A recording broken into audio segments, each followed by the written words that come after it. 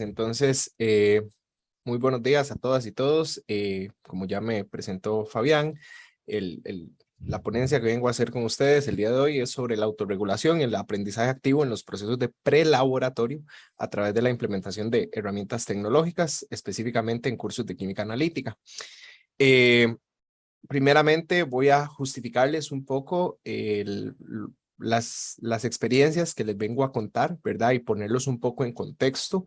En los laboratorios de ciencias básicas y principalmente hablo desde mi área en química, es muy importante los procesos prelaboratorio. Inclusive, históricamente se estila hacer espacios o momentos denominados instrucciones de laboratorio, en donde históricamente la estrategia de mediación ha sido la clase magistral, ¿verdad?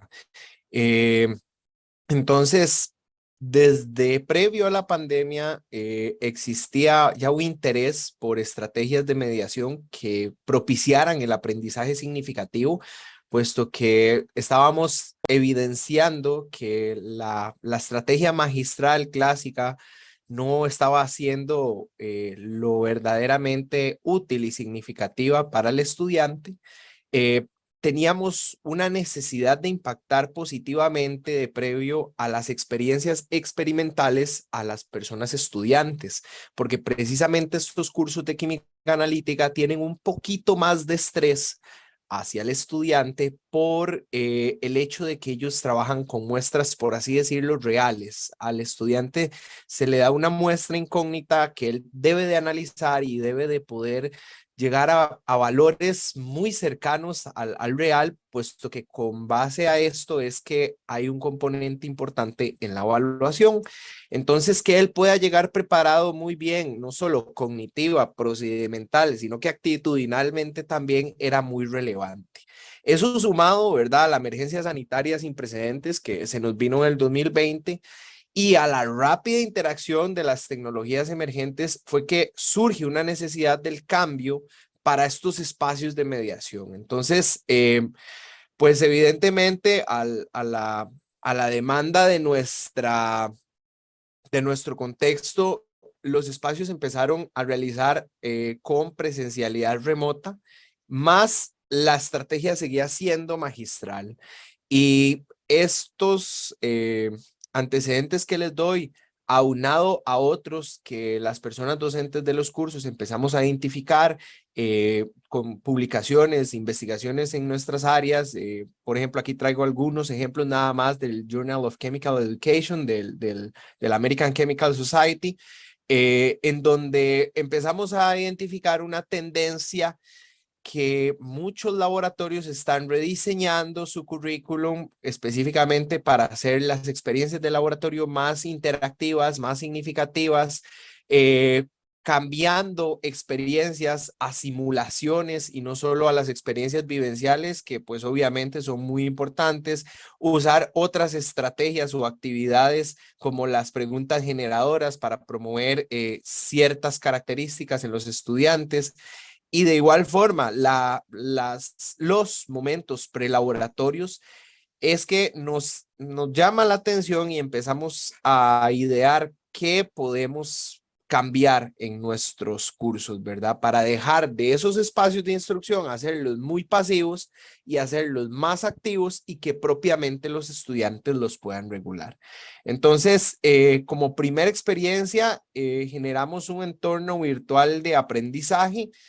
En este entorno virtual de aprendizaje, lo que se pretendía era darle al estudiante ya un poco más de autonomía, puesto que empezamos a identificar que ellos se conectaban a las sesiones, más como la estrategia era magistral, no estaban activos. Al final utilizaban mucho lo que eran las grabaciones y entonces esto nos llama la atención y nos hace ver que lo que estamos haciendo no está bien. Entonces decidimos empezar a hacer una mediación de los recursos que nosotros les dábamos a los estudiantes un poco más profunda, tanto desde la fase temática como la fase formal, y decidimos trabajar con un entorno virtual de aprendizaje, en donde la parte de autorregulación está, puesto que el estudiante lo puede hacer a su ritmo y a su propio proceso de aprendizaje, a su propio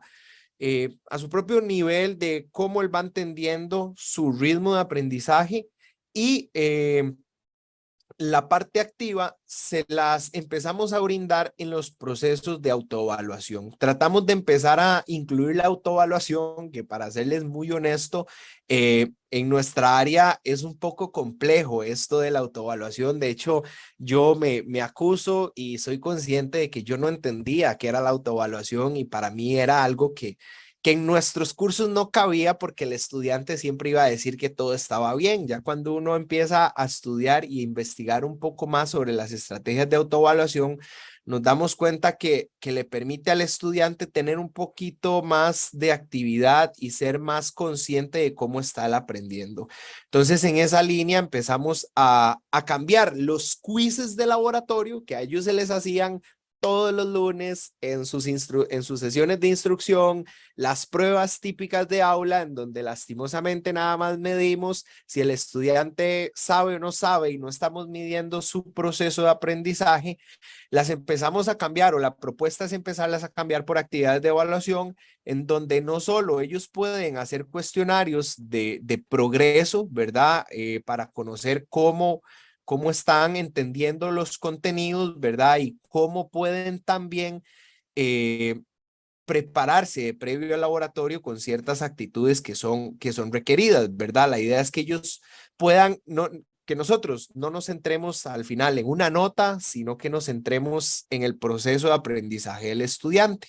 Esta es una de las experiencias, inclusive la idea es que ellos puedan generar un portafolio de aprendizaje a través de la sistematización de todas esas experiencias y promover la interactividad a través de videoblogs, ¿verdad? Que ellos nos cuenten qué es lo que van a ir a hacer al laboratorio, cómo entendieron el laboratorio y entre ellos mismos, pues también con la colaboración del mediador, podamos realimentarnos y prepararnos de una mejor forma para los laboratorios, para las experiencias presenciales.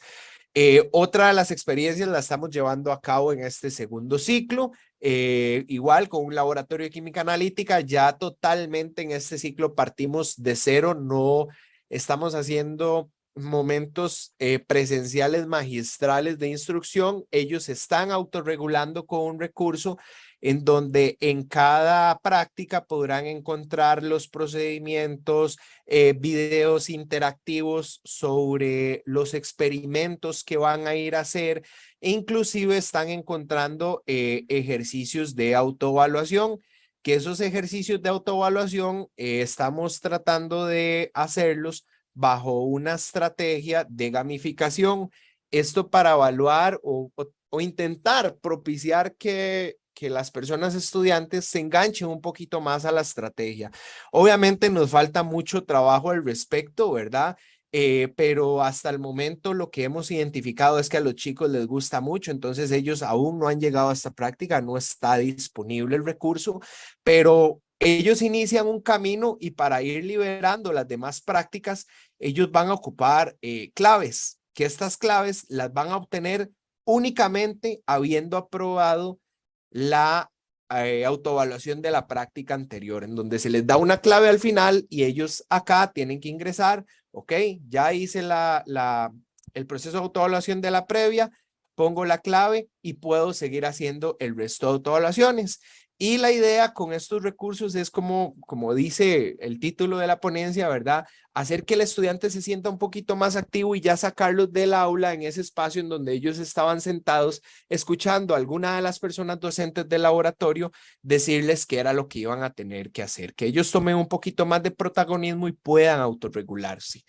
En relación con los retos futuros que vemos con este proceso que hemos venido implementando, primeramente destacar que somos conscientes que hay que formalizar los procesos de investigación educativa con un enfoque praxeológico para que todos estos esfuerzos que vamos haciendo tengan sentido y que también poder irlo haciendo de mejor forma y más orientada.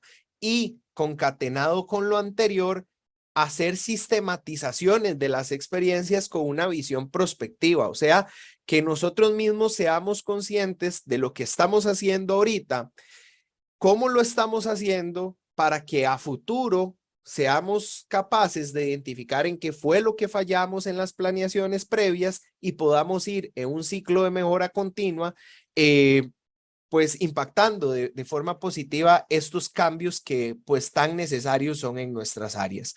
Como tercer reto, me gustaría apuntar el generar más y mejores recursos para la mediación, tanto mediarlos desde la fase temática como la fase formal. A veces lastimosamente no se le da importancia al tema formal y creo que es muy importante puesto que, como dicen por ahí, todo entra por los ojos, ¿verdad? Y si el estudiante no se ve visualmente enganchado o atraído hacia los recursos que le estamos dando, ¿verdad? También eso creemos que pueda influir negativamente en el enganche con los entornos o recursos que les estemos brindando. Y esto hacerlo en un contexto colaborativo entre todas las personas que trabajen como mediadoras de estos cursos, ¿verdad?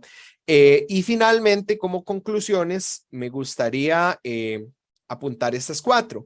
Primero, ser consciente de que de los procesos de cambios que se nos demandan en nuestros cursos, eh, hay ciertas, hay ciertas disciplinas en las cuales implementar cambios es difícil y vuelvo a insistir, en nuestra área es muy común que implementar cambios sea complejo, puesto que hay formas en las que siempre se han hecho las cosas y las personas creen que porque somos de una ciencia exacta y una ciencia dura, solo hay una forma en cómo las personas deben de aprender y pues no es así, ¿verdad? Entonces, ser muy conscientes de esto y que por ende nosotros tengamos la humildad de generar capacidades con estas tecnologías emergentes, de capacitarnos, de enrolarnos en procesos de actualización en el área pedagógica, puesto que no es suficiente con que seamos expertos en nuestras áreas, ¿verdad? Disciplinares,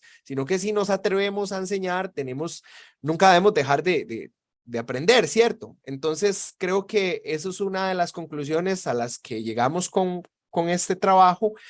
También que debemos de centrar esas estrategias de mediación en el estudiante y no solo en lo que resulte más fácil para mí como docente, ¿verdad? Y yo con toda mi 2 minutos, experiencia Rolando. Dos venir y minutitos. comentarles, ok, gracias, venir y comentarles a las personas estudiantes, miren, A, B, C, D es lo que tienen que hacer y esto es así por esto, lo otro, porque al final estaríamos perpetuando un paradigma que ya está, pues, eh, a mi criterio totalmente obsoleto, ¿verdad? Y como final, como punto final o conclusión final, generar mecanismos para tener una evaluación constante de nuestra praxis, ¿verdad?